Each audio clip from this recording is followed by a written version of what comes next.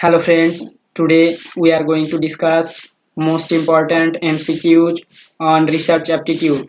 So friends, you try to give the answer first, then check the correct answer. And if you have any doubt or any query, then you write on the comment section. So friends, question पर चलते हैं. First question is, which of the following research types focuses on ameliorating the prevailing situations? देखिए prevailing situation के बारे में बोला.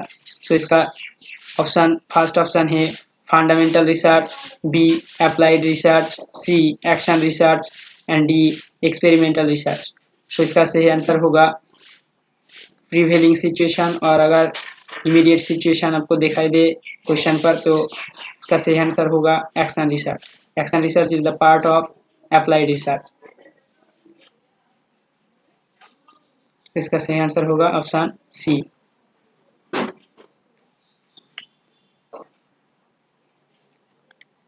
देखिए इसका सही आंसर होगा ऑप्शन सी.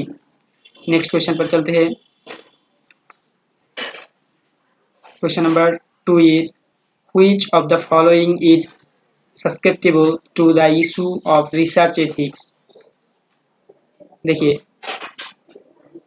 ऑप्शन ए पर है inaccurate application of statistical techniques, B faulty research design, choice of sampling techniques, and option D reporting of research findings. So इसका सही आंसर होगा option D reporting of research finding. Option D होगा इसका सही answer. Next question पर चलते हैं. Question number 3 is in finalising a thesis writing format which of the following would form part of supplementary pages. Option A पर है list of tables and figures, B table of contents, C conclusions of the study and D bibliography and appendix. So supplementary pages के बारे में बोला. Finalising a thesis. देखिए thesis का जो last part होता है वो होता है बिब्लियोग्राफी एंड अपेंडिक्स. सो इसका सही आंसर भी option D bibliography and appendix ही होगा. ऑप्शन डी होगा इसका सही आंसर. फ्रेंड्स देखिए इसका सही आंसर होगा ऑप्शन डी. नेक्स्ट क्वेश्चन पर चलते हैं. Next question is in which of the following arrangements a wider spectrum of ideas and issues may be made possible. देखिए क्वेश्चन पर in which of the following arrangements a wider spectrum of ideas and issues may be made possible. So इसका option देखते हैं. Option A पर है research articles, B workshop mode, C conference, D symposia. So इसका सही answer होगा wider spectrum में अगर आइडियाज और कोई इशू को प्रेजेंट करना है तो वो कॉन्फ्रेंस में होता है तो वो होगा. इसका सही आंसर होगा option C. Option C conference होगा इसका सही आंसर. देखिए इसका सही आंसर होगा option C conference. Next question पर चलते हैं. Next question is a researcher attempts to evaluate the effect of method of feeding on anxiety of children. Which method of research would be appropriate for this? Option A case study method, B experimental method, C ex post facto method and D survey method. देखिए question में ही आपको answer दिखाई देगा. देखिए a researcher attempts to evaluate the effect of effect of method of feeding on anxiety. देखिए अगर किसी का रिसर्च करना है उसका इफेक्ट के ऊपर, तो वो होता है एक्सपोज फैक्टो मेथड। सो इसका सही आंसर होगा option C, ex post facto method.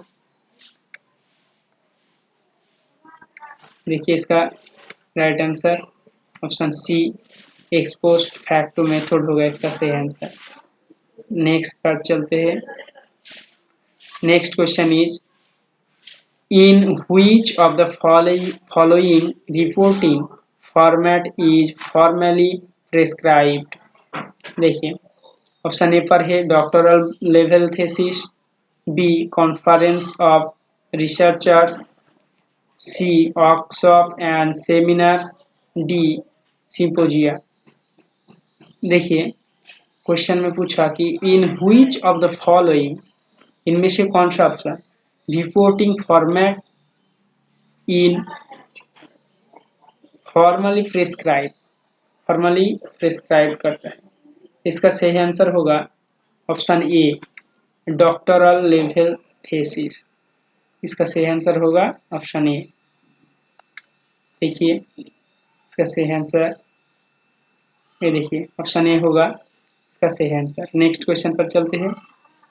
पर भी पूछा, the issue of research ethics may be considered pertinent at which stage of research? तो इसका सही आंसर होगा option D, at the stage of reporting the findings.